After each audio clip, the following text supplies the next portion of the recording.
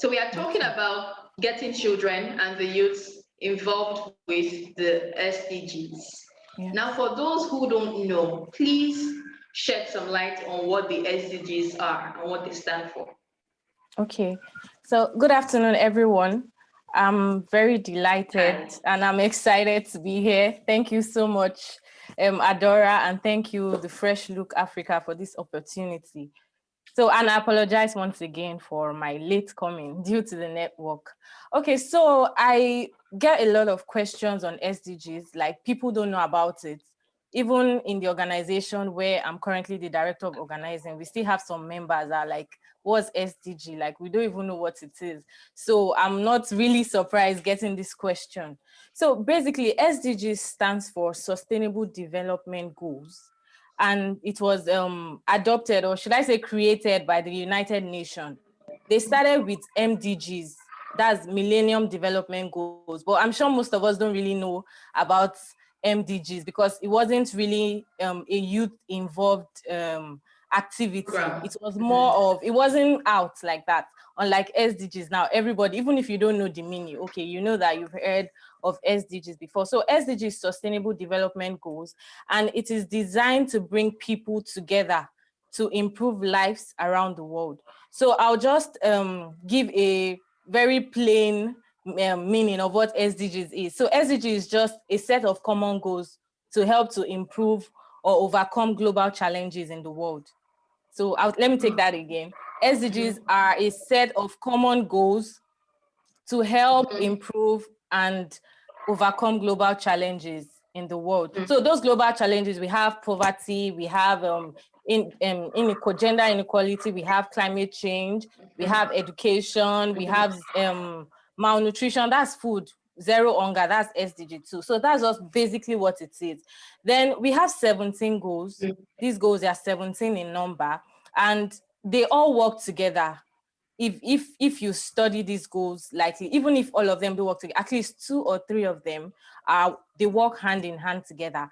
But the core component of SDGs, the 3 things, or let's say the 3 umbrellas that are under these 17 goals are economic growth, social inclusion, and environmental protection. Those are the 3 core components of the SDG goals. So like I said, we have 17 of these goals. Number 1, we have no poverty. Then number 2, we have zero hunger. Then number 3, we have good health and well-being. Number 4, we have gender equality. Number 5, we have number 4, we have quality education, Then number 5, we have gender equality. Number 6, we have clean water and sanitation. Now, SDG 7, we have affordable and clean energy. Then SDG 8, we have decent work and economic growth. Then SDG 9, we have industry innovation and infrastructure. Then number 10, we have reduced inequalities. Number 11, we have sustainable cities and communities. Number 12, we have responsible consumption and action. And production. Number 13, we have climate change. Then we have 14, 15, and 16. I've missed that. But 17 basically is partnership for this 17 for all the goals. Those are the umbrellas that they stand on. But today, if you observe in every organization or any NGO that is running now, there's a pointer to each of these goals. Right. There's a pointer. Like today, we are celebrating International Day of Education. So we are pointing to SDG 4, that's quality education. So so that's just basically what SDGs are, just summary of it. Then today we are talking on getting youth and children involved in SDGs. Before I move on, I would like to read something very interesting that I found on the internet while I was researching some time ago. So it says today there are about 1.9 billion people between the ages of 10 to 25. They are the largest generation of youth in history. Close to 90% of them live in developing countries, where they make up a large portion of population. Their numbers are expected to grow. That means they are still growing. We just have that number. We still expect them to grow more. And also, it also says that these people are change agents mobilizing to advance the sustainable development goals to improve the life of people and the health of the planet. So the reason why SDGs are very, very important and why the United Nations are always looking forward to having youth join them is because the world now is dominated by youth.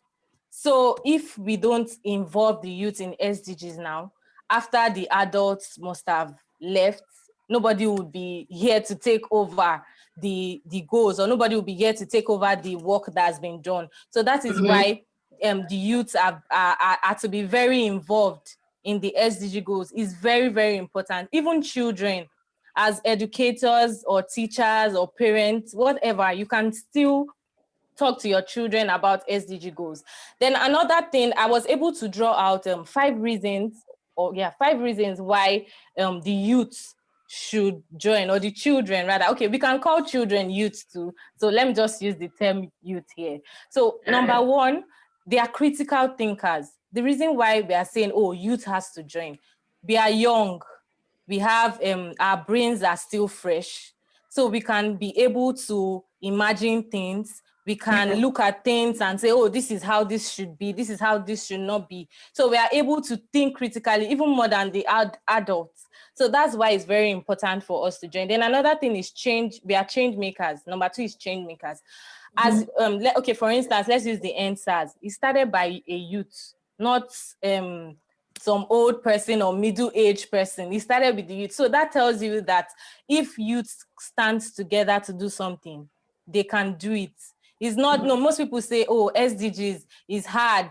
How do we do it? How do we, I'm still going to come to that on how we work on that.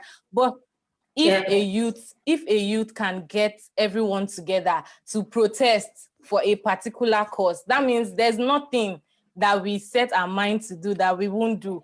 I'm sure it started with a little number, then people started increasing at the campaign ground. I don't know how it all started, but I knew maybe some group of people just say, oh, let's start this campaign, and people joined in, and it was worldwide, nationwide, almost the whole part of Nigeria were involved in that campaign, started by one person or 2 persons or a group of people. So we are change makers, and we have the ability to mobilize people. That's why it's important for us to join. Then another thing is we are innovators. Youths we have the ability to create things.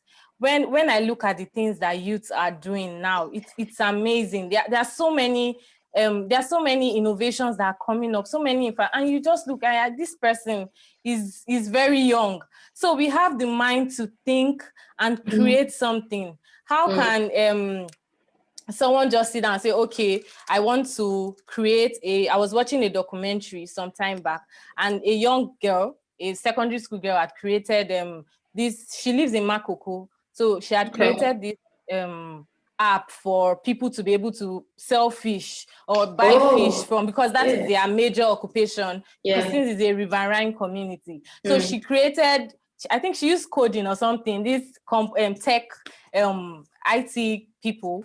So she created this app that you can send a message if you want to buy fish, and you get it. They don't need to come. There's a way they do it. She just created the app, just send a message, and she's just in she was in SS2 at that time. And I was like, God, she's so young. So we have young people that are coming up with innovations. Recently, someone created, okay, when I worked at Mamalet, I did a lot of maternal and infant health research. So we had issues we always have issues with people that have premature birth, and we also have people that they swallow, their child always swallow meconium. Meconium is a greenish substance that when a child is being born, it's like a poop, something like that. So if the child should swallow it it affects the child. So we don't have that. There's a machine that they are to keep them, just to sustain them. So we actually lost one child in the course of while we're doing that. And when I made the research, I found out that she's even a white person. She invented a machine that could put these children into it just to take care of them, because they don't have, nobody has ever created that thing before. And she won record, and she's very young, maybe she was just 20 at that time. So we have youth that are doing amazing things, tech, education, health, whatever, climate. We don't really focus on climate here in Nigeria, so it's not really balanced. But we have people that they do recycling. They recycle, young people, they recycle tires and they make it to chairs and so many other things. And it's so, so beautiful. Then another thing, we have communicators. Youth, we are able to communicate with our peers. If an adult should come and talk to a youth, they are likely not to pay attention to what the person is saying, just like NSAS. Right. If maybe one of the top senators that come and say, okay, you people do NSAS, except if, we're in Nigeria, they say they'll give them money. I know some people, some of our youth, they would gladly join. But looking at it, okay, let's just assume that we are free and fair in this country. If an adult should come and say, oh, come and do this particular thing, you might not pay attention to it. But if someone that your peer, your age group, comes to meet you and say, oh, I have this idea, let's do it like this, let's execute it like this. You say, oh, nice, let's try it out. So youth are communicators, they're able to communicate with their peers. Then another thing is we are leaders. We are leaders. That's why it's always important to help us support organizations that are creating leadership seminars, or they're creating, they are helping people build their leadership skills. It's very important to support them, because in as much as, oh, we have an idea and we want to do something, we need to be able to also learn. We need to also get more knowledge on what we are doing. We need to also study. Don't just say, okay, I know this thing, that is all. And you need to also study. So we are leaders. So we need to develop our leadership skills. So those are basically the 5 things, or the 5 reasons that I drew that are very important for youth or children to be involved in the SDG goals. All right. That was really, really deep insight into what the SDGs are and what they stand for. Now, I would like to ask quickly, at what age can a child be brought into the SDGs, or at what age can a child start identifying with the SDGs and becoming part of it? I think there's no particular age for that, but I think once a child is 6, the reason why I said that was there's this, sorry, I do a lot of research. So I always find out and, try to ask, so who are these people doing? So in the US, there's something their parents, they always do. There's this group they have for SDGs. So what they do is their goal is to help their child to know what they are passionate about, or what they want to do regarding the SDGs. So they can just they can just start a discussion of, oh, okay, what do you agree on, or what do you and your friends don't agree on, or what do you and me be your parents, what do we not agree on, what do we agree on? Then when they mention those things, then the parents can now ask them, okay, what do you think the world, the way we are in the world, what do you think that we don't agree on? I'm sure those children, they always watch documentaries and they always see those things. So they can start on that note, because that was the format that those parents used when I read the research. And they said their children were telling them, oh, okay, if the child has also experienced war before, that's another thing. Because if you ask the child, okay, how would you feel if they come and take all our things? I'm sure, or they pack your toys, how will you feel?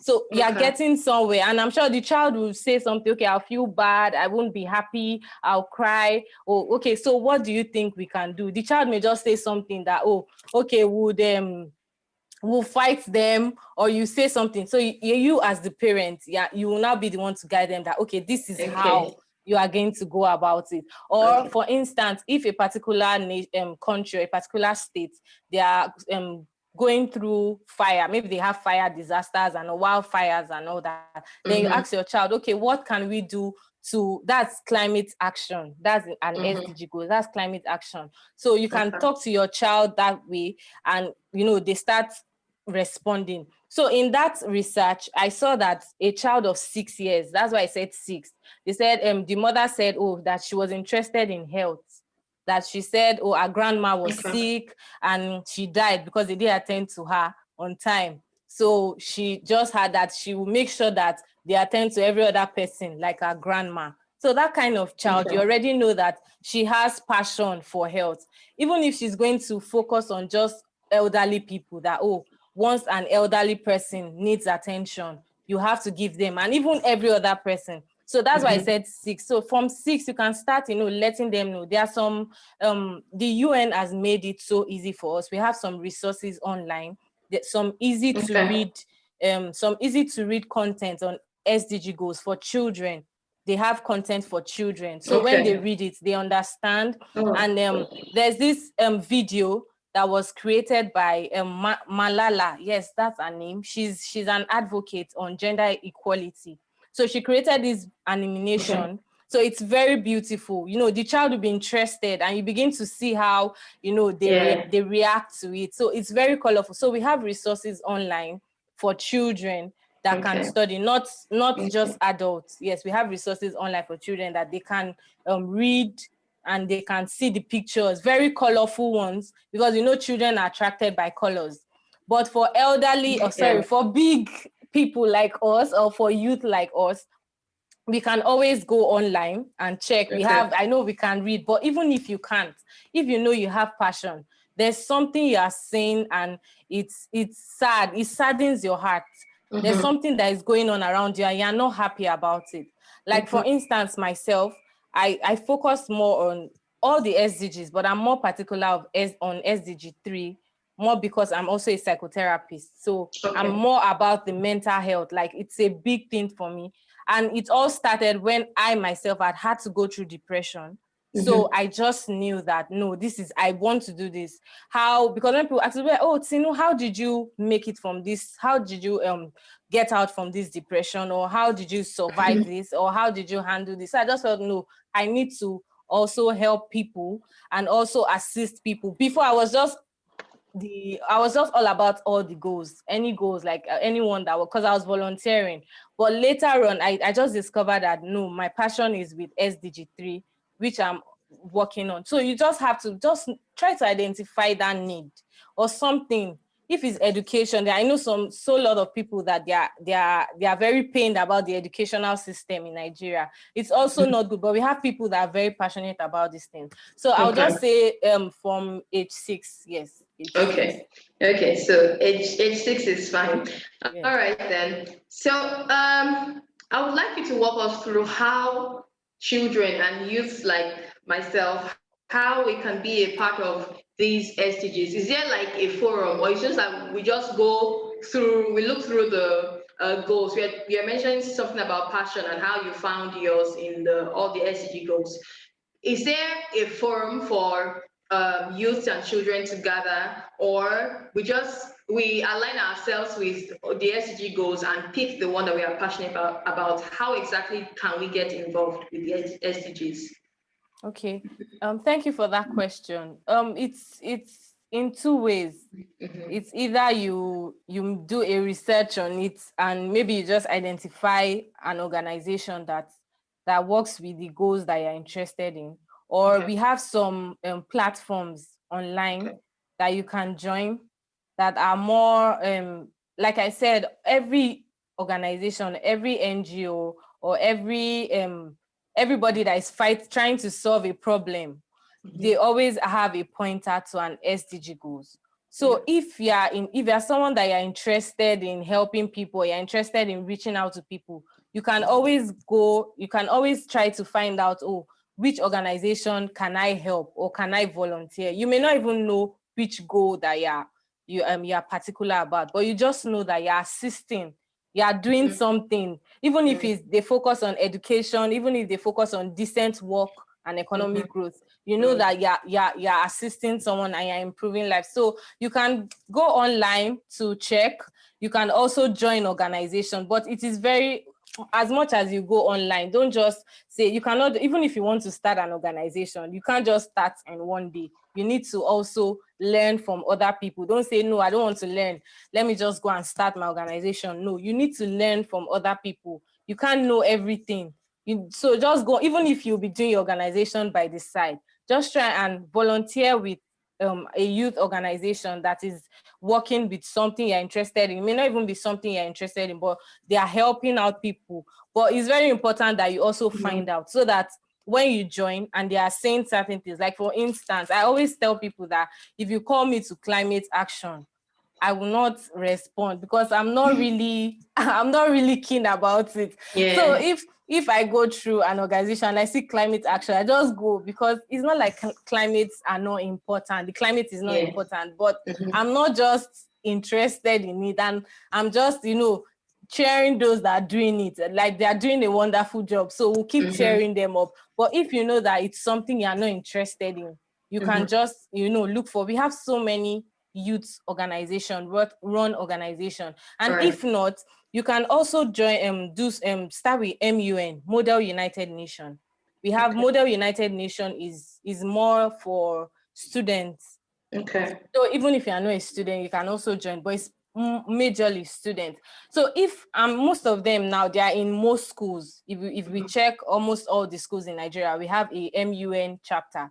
So even if you can't volunteer, you can just join an MUN chapter, Model United Nation. So you can just join them and see how they do it. Then from there, you begin to draw your passion. You'll be delegates. Yeah, they give them delegates for any country. They pick the countries and they give them. It's not necessarily Nigeria. It may be a delegate for Brazil, and they'll give a topic that you are to discuss on, as if you are from that particular state. So that can also help. You can also join MUN, any MUN chapter. Then from there, you can, also do your SDGs. But if you are not interested in MUN, you can just go and find for any organization that you would like to volunteer with. Just make sure that you are doing something and you are reaching out. That's very important.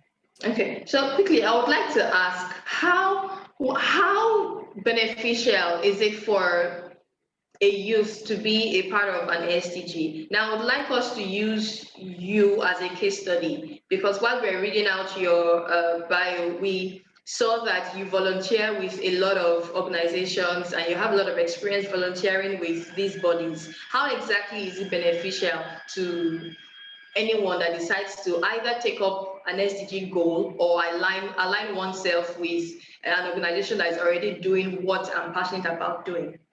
Okay. There are lots of benefits in volunteering. You may not get, in fact, you won't get paid. Not that you may not get, most times you don't get paid. It's a free thing. And people always ask, they're like, Tinu, how do you do it? Like, you always say you're volunteering here, volunteering there. Are they paying you? I'll say no. And they are like, how do you cope? Can I go on? Yes, okay, go okay. on, please. All right, okay. And they're like, how do you cope, or how do you handle it? Like, they don't pay you and you're volunteering. It's just what I love doing. I just enjoy volunteering. But if you are not someone that enjoys volunteering like myself, you have to just make sure that whatever you are doing, you are passionate about it. So that when you don't get money, most times, most NGOs, you even buy the t-shirts, they won't give you. You will buy it. Oh, So wow. you have to, yes, you will buy the t-shirt. So you have to just have this heart that, oh, I'm doing this thing not because of the money, but I'm doing it because I'm trying to reach out to people, impact life. Then the benefits that are here, like your question, the benefits that are here is you get lots of opportunities. It may not come immediately, but as you do it gradually, it begins to come. Like, there are some places that I've been called to that in my wildest dream, I don't think I would have. But it is this volunteering, this same volunteering that, oh, I just do them. And I don't even do them so that, oh, people will see, but I just do them because that is just me. That is just, I enjoy doing it. I love doing it. So there are lots of benefit there. You would meet people, you meet people that you may not even expect. You meet new people that are able to share ideas with.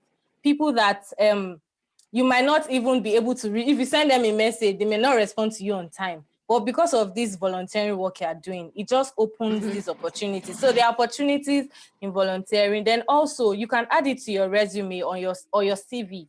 Like a friend of mine was telling me recently that she was applying for a post or something, and she said they asked, "Have you engaged in any volunteering work?" She said that was the thing that was going to take you to the next stage. She said, assuming I'm not volunteering, I wouldn't have moved forward. So there are so many opportunities. Now, every organization, they'll ask you, have you volunteered somewhere before?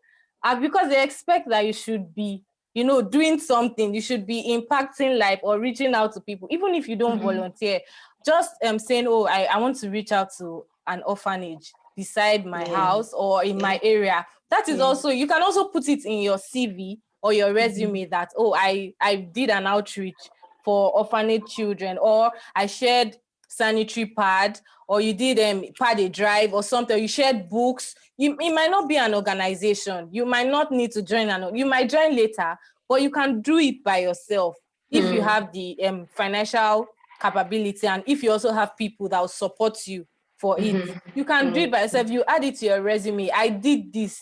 That is also volunteering. It is also volunteering. So there are lots of opportunities. If you want to travel for some course, like what do they call it now? Sorry, I'm trying to remember. Is it yearly? I can't remember. Okay, Mandela Washington Fellowship. Yes. My boss at Mamalet, our founder at Mamalet, she had traveled to the US through our organization to study more on the work that we do in Mamalet. And that was because of she was doing this course. If you are not doing it, you are not even liable, you are not eligible to apply for it. So there are so many opportunities, and it was sponsored, like you didn't have to pay anything. It was free. You just go with your luggage. That's all. So there are so many things that opens up for volunteering. You may not see it now. It may not come now because people are always expecting results. That's one thing I say about youth. When you tell them do something, they always want to see results now, or they want to see results today. It may not come in 2 years. It may not come for a while, but when it starts coming, it just comes like that. It starts coming, and even you just be like, okay, it's okay.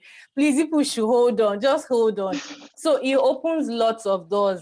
In fact, they may invite you to United Nations headquarters to come and speak and represent them there. So there are so many things that this volunteering is opening up to. But I just hope most people has refused to see that. They refuse to see the benefit. They just want to see the now. They are not looking at the future, which is wrong. You should be looking at the future. Look beyond now. So there are lots of opportunities. A lot. Okay. All right. Thank you for shedding some light on that. Okay, so I have a few more questions for you, but in the meantime, those of us participants, please, if you have questions, please use the Q&A section on the platform to drop your questions. When the floor opens up for questions, we will take them as we go along. Okay, so I wanted to ask about publicizing the SDG goals. Yes, because like we rightly said in the beginning, so many people do not know that these things exist. Now, as individuals and as someone that has a lot of experience volunteering organizations and all of that, how can you help put out PR content out there or publicize the SDGs in such a way that people begin to know more and more about it and are willing to learn more about it? Okay, thank you so much. There are lots of ways to go about this. There's one thing that the National Youth Service, NYSC, they are doing now, and which I really appreciate. They now have SDGs CDS group now in NYSC, and it's so nice. I wish they had done it much earlier so that people will get involved. Yes, people will get involved with it. But that is also one platform. But for those that don't have the opportunity to go for NYSC, and for those that also don't have opportunities to access the internet, because we still have people that still don't have access to internet or phones and all that. So I would say, or I would suggest that going to the grassroots, going to the grassroots, because most of the youth that populate the world, or the largest, this generation, we are the largest youth. We covered the entire population, majority of it. And most of the youth are from developing countries. That is, these are the countries that even need, not like the other countries, the developed countries are not, they also have, their own issues they are dealing with. But most of the developing countries, we have one SDG or the other. Like Nigeria, we have SDG 2, we have 3, we have SDG 2, that's zero hunger. We have quality education.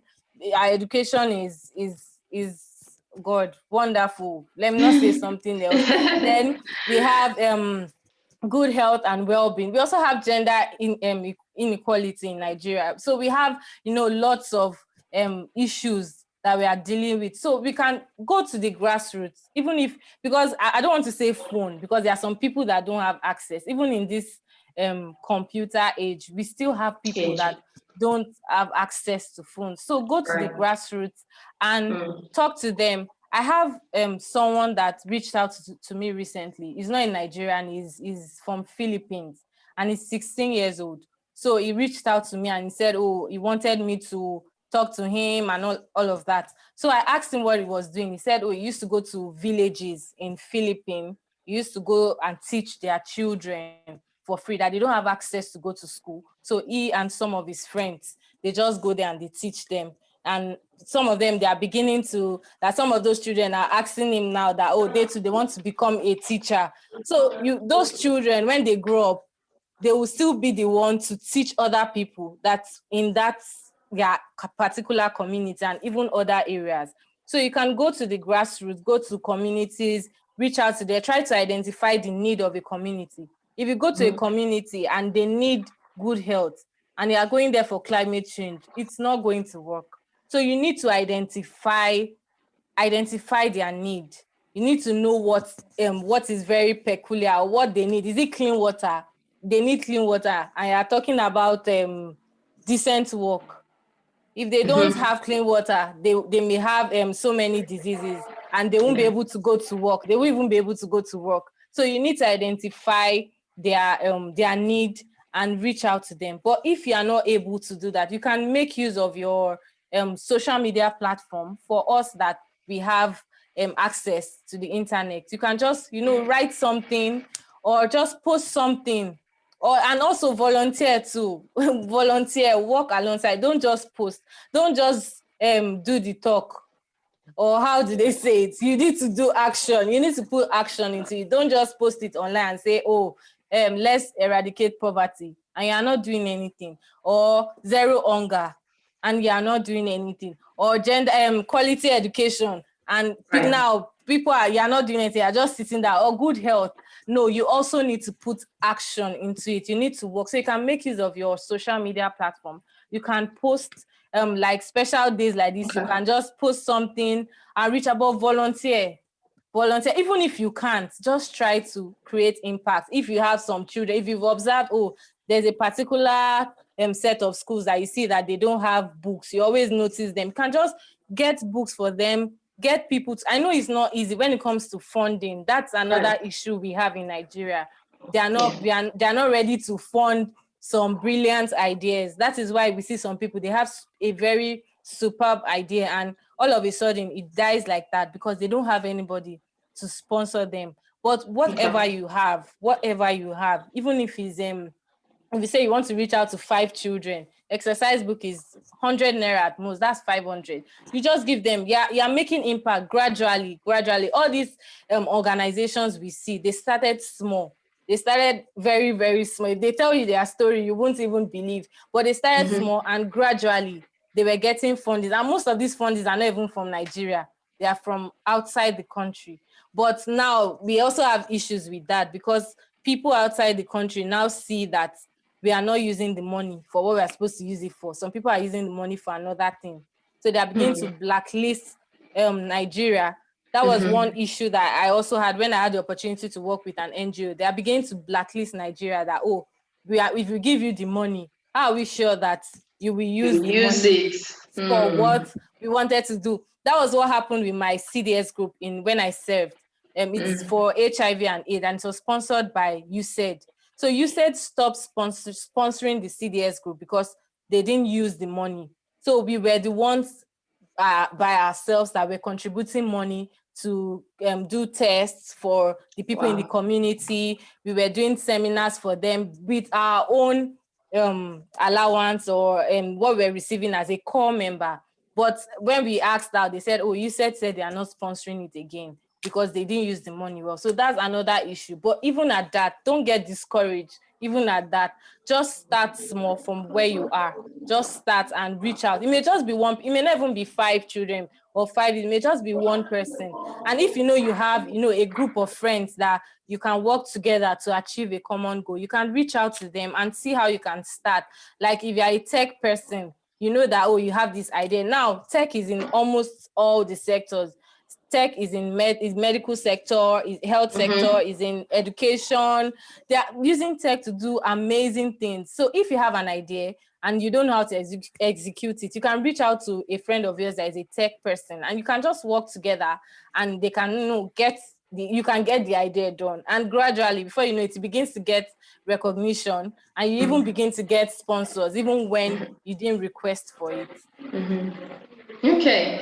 All right. That's thank you for giving some insight to that. So quickly, I want to ask, are there like mentorship programs that can help youths or young people or children transition into aligning themselves with SDGs? It doesn't have to be an older person per se, but someone that maybe has had a lot of experience, maybe like yourself, that has had a lot of experience volunteering and aligning themselves with some of these SDG goals. Are there mentorship programs like that? Yes, we have some mentorship programs, but we don't have, I've not really seen any organization that, we have very few of them, very, very few of them that, they just focus on leadership, skill building, and all of that. But there are very, very, very few of them. Then there are some organizations that they do it within their own organization. That is just, their members inside, just the members are in the organization. They just organize a leadership training for them or capacity building training for them just within. But for organizations that, focus on that majorly, it's very, very, very, very few. Even those that are focusing on that, they may have other things that they are also focusing on, but we don't really have one mentorship for mentorship SDGs. program. Okay, Yes. okay, that's something that we should look into. Yes. Okay, I have something I want to talk about.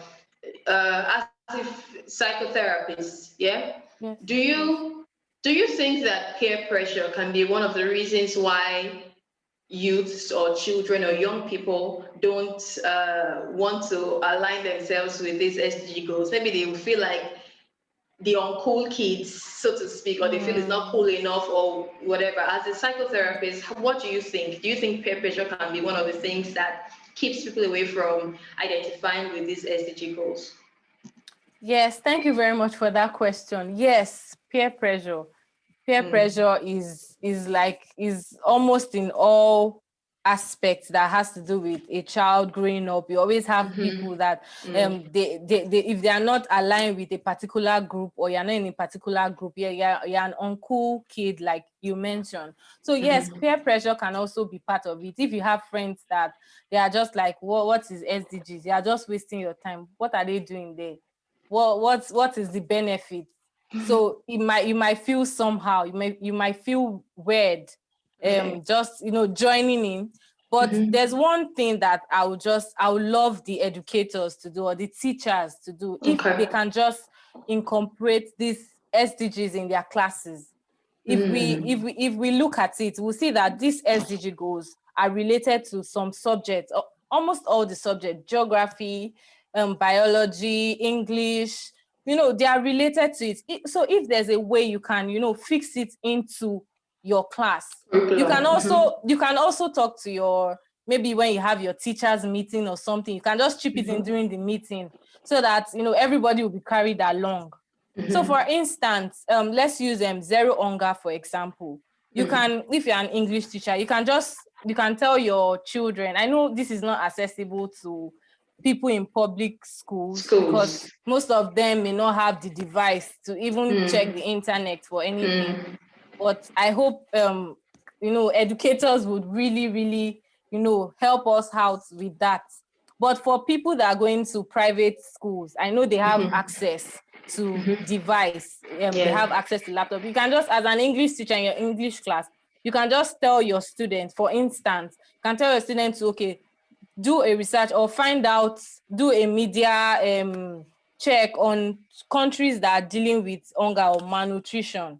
You're just chipping it in gradually. You're not saying it, but you're just putting it in gradually. Then if you're a maths teacher, you can give your students to calculate maybe the daily nutrient requirements, something like that.